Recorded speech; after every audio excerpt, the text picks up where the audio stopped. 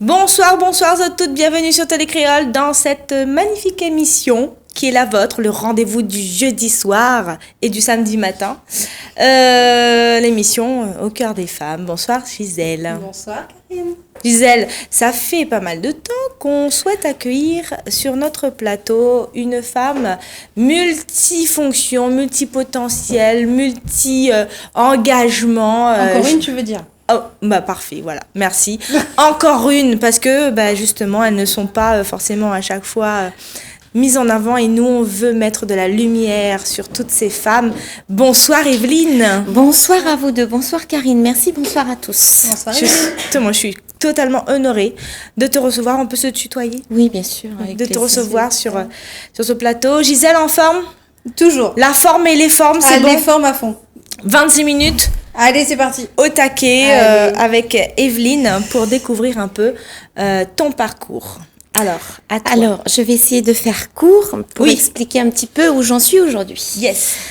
Donc moi, je suis une petite fille à la base qui est née de parents qui sont séparés très très tôt, avec une maman qui a tout de suite été dépressive, et mon papa a reconstruit une famille avec une autre femme qui avait déjà des enfants. Donc moi, j'étais fille unique et en fait, je me suis retrouvée à vivre très jeune avec d'autres enfants qui étaient mes demi-frères et sœurs et qui avaient tous, il y en avait certains qui étaient handicapés et il y avait leur maman qui était plutôt une dame que je trouvais très très méchante et qui me harcelait et qui faisait des préférences par rapport à ses enfants. Donc j'ai baigné dans un environnement que je dirais maintenant aujourd'hui malsain, où je me sentais dénigrée, j'étais très timide, j'étais mal à l'aise. Et à côté de ça, j'avais quand même des cousins, cousines. Je voyais très peu ma maman qui était en clinique, qui était très malade, donc je me sentais perdue et isolée d'elle. Elle me manquait beaucoup. Et donc mes cousins, cousines, c'est eux avec lesquels j'étais le plus proche. Et mes cousins, cousines, quand j'ai été très jeune, ils ont eu certains cousins ont eu des attouchements sexuels envers moi. J'étais toute petite. Et donc je n'ai jamais osé en parler à personne. Okay. Donc, je n'ai jamais parlé à personne, j'ai gardé pour moi et j'ai grandi avec ça, etc. Et puis, petit à petit, j'étais de plus en plus mal à l'aise, mal dans ma peau, très réservée. Et en grandissant à l'adolescence, il y avait un moment où j'avais tellement besoin d'être aimée, d'être désirée, d'être considérée pour ce que je suis. Parce que tout ce que je faisais, c'était très mal. On me disait que je réussirais jamais. Enfin bref, j'ai été dénigrée toute ma jeunesse, même si je pense qu'il le faisait pas volontairement. Mon père était quelqu'un de très colérique et puis ils se disputaient. Ils étaient tout le temps en conflit de couple. J'entendais les cris, etc. Enfin bref, j'étais dans un environnement pas agréable du tout. Enfance très très tendue. Voilà, très tendue. Donc j'étais pas quelqu'un d'épanoui du tout. Ouais. Mais alors vraiment, je m'effaçais. Voilà. Très très renfermée, très réservée, et du coup je rêvais d'un prince charmant à l'adolescence, à 16-17 ans. Je rêvais de trouver quelqu'un et j'avais qu'une envie, c'était d'être désirée par un homme et de devenir une jeune fille désirable et d'être aimée, etc. Et donc je tombais amoureuse. Et de partir peut-être du foyer. De partir du foyer, je suis partie très tôt. De toute façon, j'ai pas eu le choix. À 18 ans, j'ai reçu une claque, j'ai été mise dehors, donc j'ai pas eu le choix que de quitter le domicile de papa, parce que je travaillais aussi depuis l'âge de 14 ans dans ces commerces. Tous les étés, etc., parallèlement à mes études. Donc, j'ai raté mon bac. Il a fallu que je le repasse une seconde fois.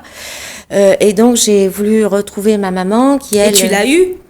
Et je l'ai eu, j'ai fini par l'avoir. C'est génial. C'est comme mon permis de conduire, j'ai mis 5 fois pour l'avoir. Je vous le dis tout de suite, j'étais très mal. Toujours quelque chose de positif. Et depuis des années, j'ai parcouru la métropole en voiture. Tout, mais il faut retenir aussi les points positifs parce qu'elle va vite. Mais c'est pour ça que j'y viens. Pardon. Oui. J'y viens pour que vous compreniez où ça m'a emmenée et pourquoi je suis. Mais là, on est scotché.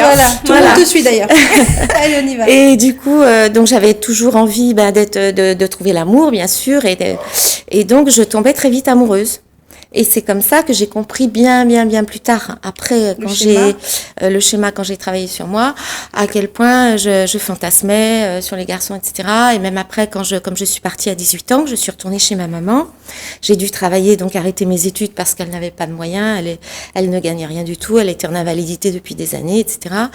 Mais comme mon père m'avait mis dehors, que c'était insupportable, donc je me retrouve avec elle. Et puis au bout d'une année, elle qui était très malade et très mal, me met aussi dehors à l'âge de 19 ans. Donc Donc bref, j'ai dû faire des études en parallèle, j'ai pas pu, j'ai fait différents petits boulots de secrétariat, j'ai fait du secrétariat chez des huissiers. Parallèlement, je me cherchais, j'avais envie de faire du théâtre, du cinéma, pour avoir confiance en moi, pour me trouver, et je tombais amoureuse et je faisais un peu du n'importe quoi.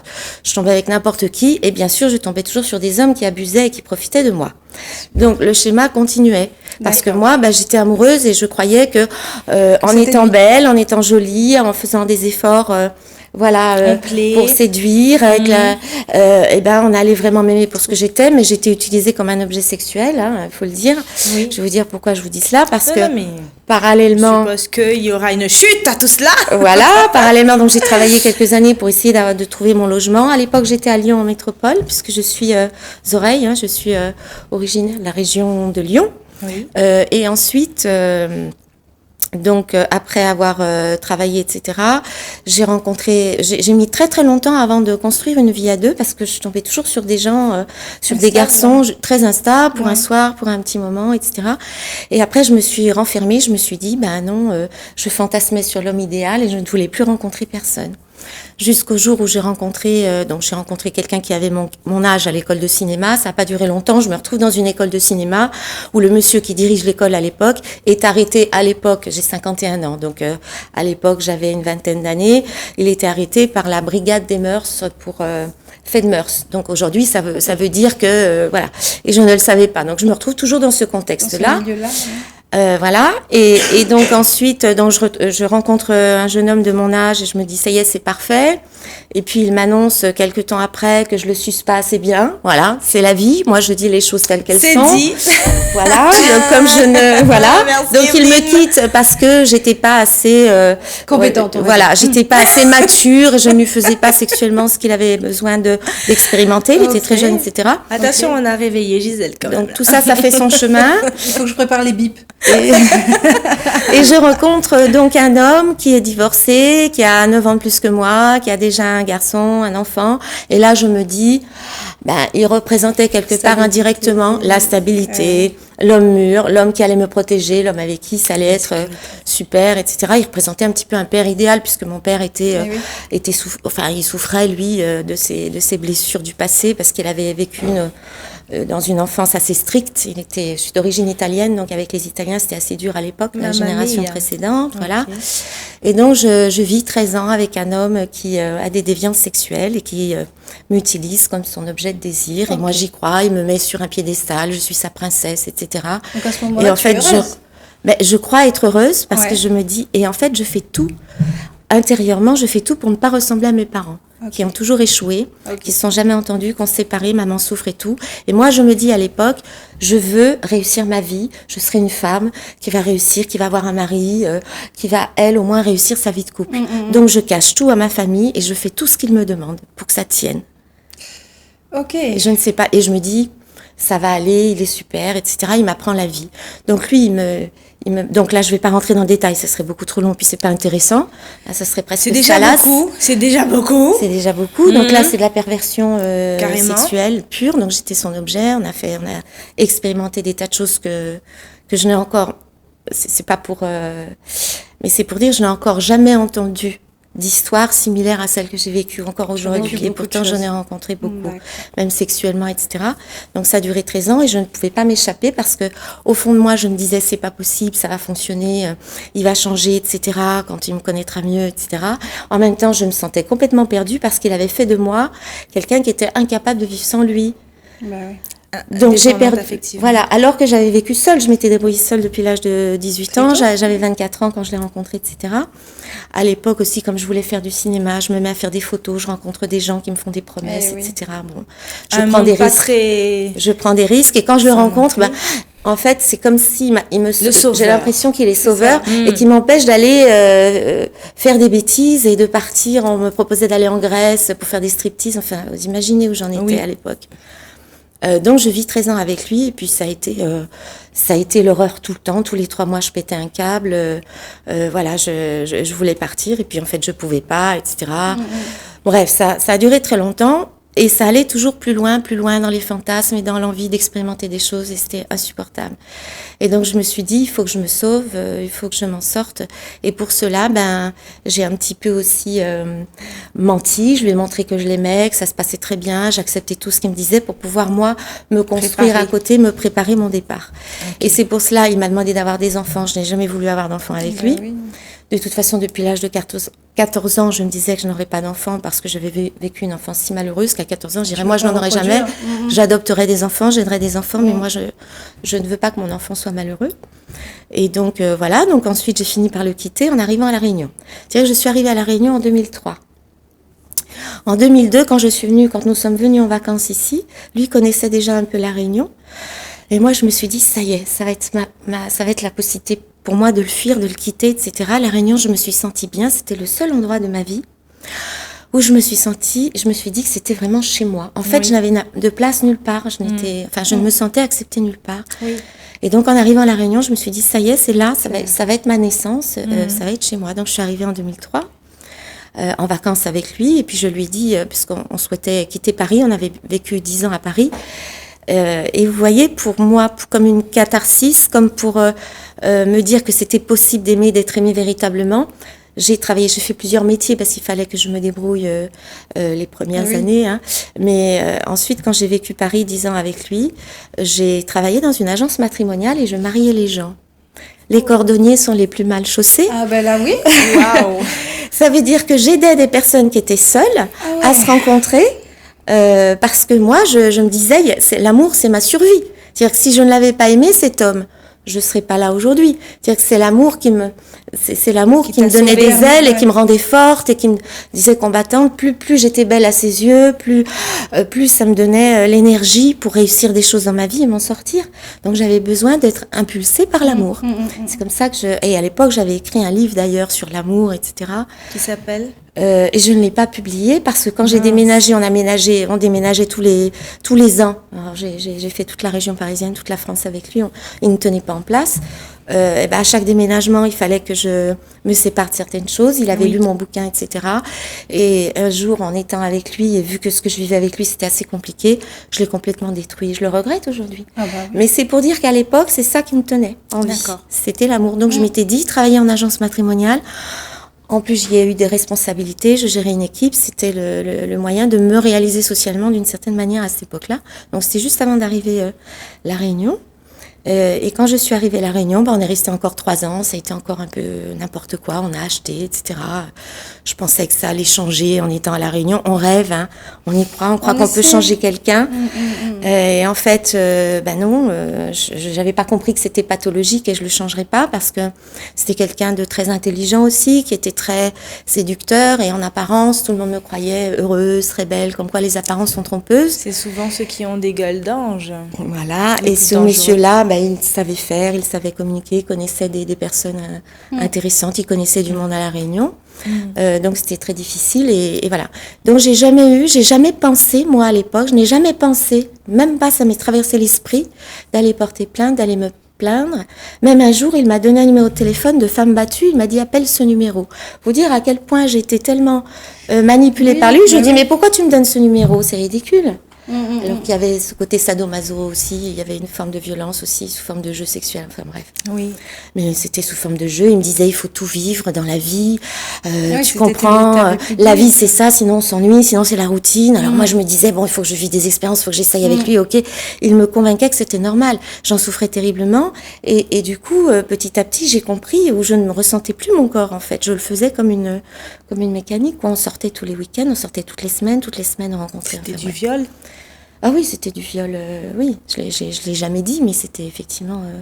T'as mis des mots sur tout ça au fur et à mesure que tu je l'ai mis, heureusement, oui, sauf que j'ai pas eu le besoin. J'en ai parlé une fois à une psychologue, parce que après donc l'avoir quitté en 2007 exactement, ça a été très compliqué, parce que ça a duré quelques mois, on avait acheté une maison ensemble, il fallait que je prépare mon départ, il fallait que je me désolidarise du crédit, enfin bon, c'était très compliqué.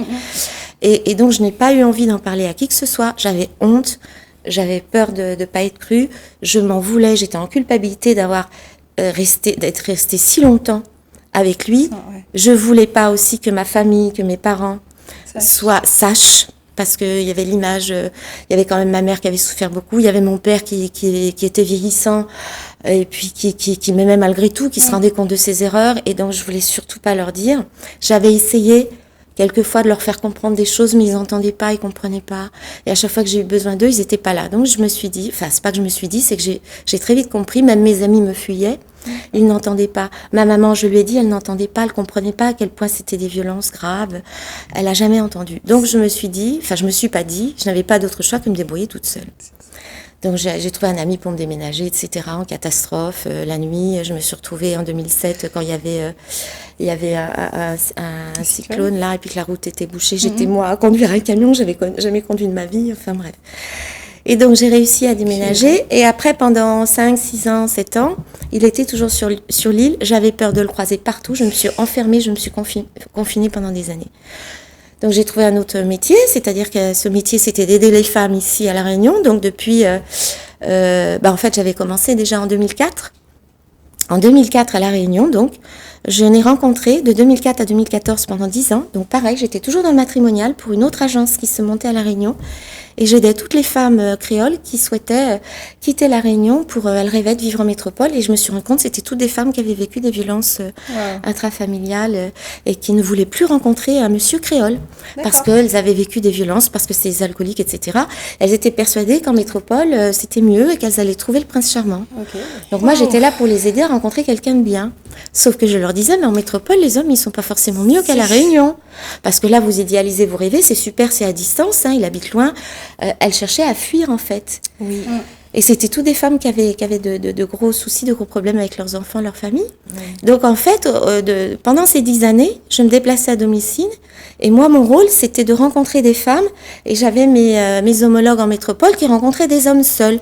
Et après, on essayait de les mettre en lien. Et je me rendais compte qu'ils fantasmaient sur les photos, etc. Ils fantasmaient sur l'envie de construire une vie à deux. Puis, à chaque fois qu'ils se rencontraient, je leur disais, faites un aller-retour. Quand ils se rencontraient, c'est la catastrophe. Ils se rendaient compte qu'ils étaient très différents, cultures différentes. Elles étaient là parce que c'était souvent des fermiers, des gens à la campagne. Et elles se rendaient compte que en fait, c'était juste pour être femme à la maison et ça ne matchait pas, etc. Donc elles étaient déçues, puis ils se disputaient. Et puis chacun était dans leur propre blessure. Et donc, de fil en aiguille, je faisais plus du social que de la vente de prestations de services. Donc, c'était pas... Voilà. Et c'est là, pendant toutes ces années-là, que je me suis dit, là, stop, je venais de réussir à quitter ce compagnon. Je vais rencontrer, après j'ai rencontré 2 autres créoles, bien sûr j'étais à La Réunion et j'avais envie de m'intégrer aussi, hein. J'avais envie de comprendre la culture réunionnaise, etc. Donc j'ai vraiment vécu dans la famille créole, mais je me suis retrouvée avec des hommes qui étaient, qui me dénigraient, qui m'insultaient, enfin je me retrouvais avec quelqu'un qui faisait pas exprès, mais moi j'étais oreille, donc on estimait que j'avais de l'argent, j'étais pas mal, hein, physiquement, voilà, toujours. Alors on croyait que, merci. Ça, c'est dit. Et donc on m'insultait les oreilles, etc. Et puis il était très jaloux. Enfin, je tombais sur 2 hommes très très jaloux. Ils croyaient que je draguais de partout, etc. Donc j'étais considérée comme une info, comme une voilà. Et j'étais surveillée tout le temps. C'était insupportable. C'était voilà. Donc ça allait de mal en pis. C'est-à-dire que ça allait de mal en pis. Mon corps ça allait bien, puisque du coup, c'était plus mon corps qui était atteint. Mais psychologiquement, c'était puissance 10, quoi. Alors qu'avant, c'était subtil, c'était fin, c'était de la manipulation, comme ça. Voilà. Là, c'était tout le temps les reproches et le dénigrement. C'est à partir de là, et parallèlement, donc, je rencontrais beaucoup de femmes qui souffraient aussi, que là, je me suis dit, stop, j'en peux plus. J'ai eu des phases où j'avais juste envie de mettre fin à mes jours. Je me sentais seule à combattre, j'étais épuisée, j'en pouvais plus. Ma famille était loin, puis j'avais pas vraiment de famille proche. Je m'étais isolée de mes cousins, cousines, parce que mes cousins, cousines, j'avais été quand même maltraitée, abusée par des cousins et personne ne le savait. Donc j'avais du mal à rentrer en lien avec mes 2 cousines qui étaient proches de moi. Elles ne comprenaient pas pourquoi je n'avais pas l'esprit famille. Parce que je leur ai jamais dit. Et donc, je m'étais un peu isolée, mais j'avais été isolée par les hommes aussi, qui me voulaient que pour eux. Et donc, je consacrais ma vie à être là pour eux, à les aider, etc. Et je m'effaçais beaucoup. Donc, à partir de là, donc c'était dans les années juste à partir de 2010, là, je me suis dit, ça va plus. Donc, j'ai cherché, c'est là que je suis commencée à aller dans le développement personnel, à chercher plein de solutions, à comprendre qu'est-ce qui se passe, pourquoi j'en suis arrivée là, etc. Et après, j'ai fait appel à un CMP. Et dans le CMP, Alors, j'ai fait CMP, un CMP, c'est un centre médico-psychologique, pardon. Il y en a un petit peu partout sur l'île. Ok. Je ne vais pas citer spécialement lequel, mais j'ai fait une démarche personnelle. Donc je le dis pour tous, c'est possible de faire une démarche personnelle. Parfois, on croit toujours que les CMP qui travaillent aussi avec les institutions, bien sûr, ou sur réquisition judiciaire et que on va en CMP parce que c'est gratuit, etc. Ben moi, j'ai fait une démarche personnelle parce que j'avais besoin d'être écoutée, d'être entendue, etc. J'avais pas les moyens à l'époque de payer un thérapeute. Et puis parallèlement, je cherchais des solutions, je lisais tout un tas de choses.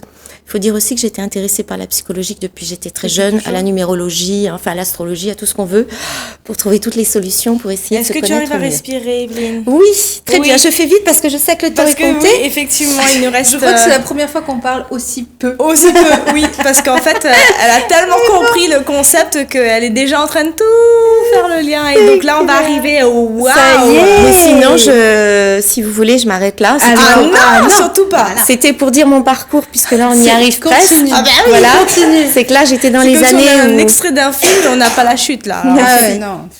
Donc c'est comme si depuis les années à peu près 2010 où là je me suis dit, donc j'étais toujours intéressée par comprendre les mécanismes humains dans tous les métiers que j'ai fait beaucoup de management, de gestion d'équipe, etc.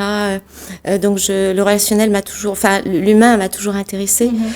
Donc j'étais en autodidacte parallèlement parce que je rêvais d'être avocate, j'avais rêvé d'être psy à l'époque, je rêvais d'être comédienne aussi et puis voilà, c'est une reconnaissance qu'on cherche. Donc j'avais étudié pas mal, mais là en 2010 j'arrivais à une phase de ma vie, bon après la quarantaine, Ah oui. voilà, j'en pouvais plus, c'était plus possible, je me suis dit il faut que je reparte sur d'autres choses là, c'est plus possible que j'attire toujours des relations, des hommes qui ne me respectent pas. Tout à fait. Et j'ai compris en cherchant en développement personnel, etc., en cherchant au travers de la numérologie, en comprenant tout, quels étaient mes nombres, etc., ce que je portais en moi. Et ça a été très parallèle après à toutes mes études que j'ai faites, parce qu'après j'ai fait des études plus poussées, bien entendu, mais ça a été le déclic, le démarrage, où j'ai compris ce que je portais en moi, des mémoires transgénérationnelles, comment je m'étais fabriquée, comment je m'étais construite. Et là, je me suis dit, il faut que j'arrête de dire que c'est toujours la faute des autres. Inconsciemment, sans le vouloir, j'ai participé moi personnellement parce que je suis restée. Il n'y a pas de persécuteur ou de bourreau sans victime. Ça veut dire que j'avais fait le choix toute ma vie d'être une victime sans m'en rendre compte. C'est pour ça que j'étais toujours face à des gens qui abusaient de moi. Et en même temps, certains amis ou certaines relations me disaient que j'étais une femme de caractère, je me laissais pas faire. Mais en fait, j'étais tellement en colère tout le temps en moi qu'en fait, des fois, je réagissais de façon très très impulsive. C'est pas de la puissance, c'est pas de la force de caractère, c'est juste de la réaction. Qu'on s'énerve, je m'énervais pour rien. En fait, c'était une victime qui était en réaction, comme beaucoup d'auteurs aujourd'hui que je rencontre et que j'aide et que je comprends. Quand on est violent, c'est juste parce qu'on n'a pas été entendu dans ses souffrances, et donc on s'exprime par ce qu'on peut, quoi, parce qu'on ne sait pas s'exprimer par les mots. Et donc après avoir compris qu'il fallait que j'apprenne à me responsabiliser dans ma vie, que je pouvais compter sur personne, parce que il faut la petite parenthèse, c'est qu'avant de le quitter lui et avant de réussir à le quitter, il y a une phase où il me dit on fait une parenthèse, on s'en va à un hôtel sur l'île dans le sud sauvage. Allez, on fait une parenthèse, il espérait me récupérer parce que là qu'il voyait que le papier était fait, que j'allais vraiment partir. Et il me récupère, il m'emmène à l'hôtel, il me fait fumer, il me fait boire, enfin tout ce qu'on veut, parce que les drogues, ça fait partie du jeu aussi, pour pouvoir faire ce qu'on veut de son objet. Et donc cette nuit-là, le lendemain, il a failli me pousser, au bord de la falaise, dans le sud sauvage, avec sa moto, etc.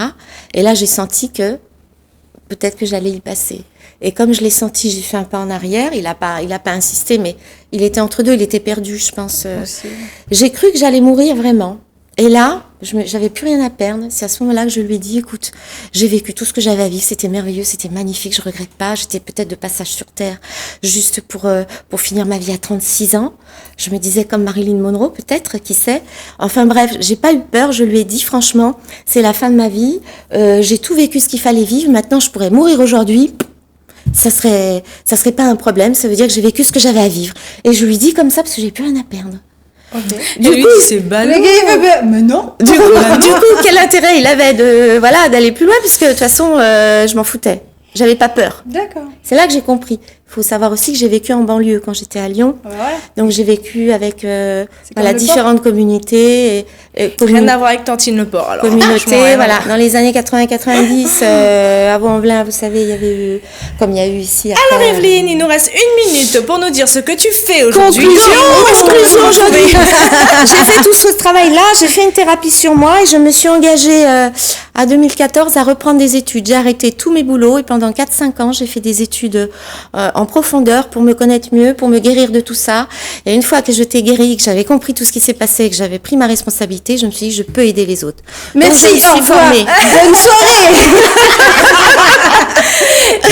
donc, je me suis formée en thérapie conjugale familiale. Génial. J'ai compris. Waouh. Je me suis formée auprès de l'EPSMR en victime et psychotrauma parce que j'ai compris que les violences sexuelles, enfants, Bordel, etc. ça suit. Et toutes les violences sexuelles dont je n'avais jamais parlé. Donc, c'est aujourd'hui que j'en parle. Donc, vous êtes les premiers à qui j'en parle comme j'en ai parlé. Je n'en ai jamais parlé comme ça. Merci, Donc, sincèrement. Honorée. Merci. Je ne l'ai jamais dit comme je vous le dis Non, mais aujourd'hui. merci. À Ouais. personne. Merci. Personne. Mais tu sais que ça va être vu.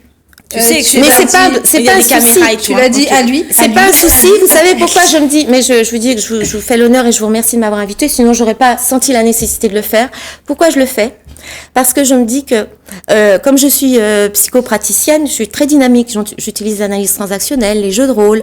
Il y a vraiment une relation avec l'autre.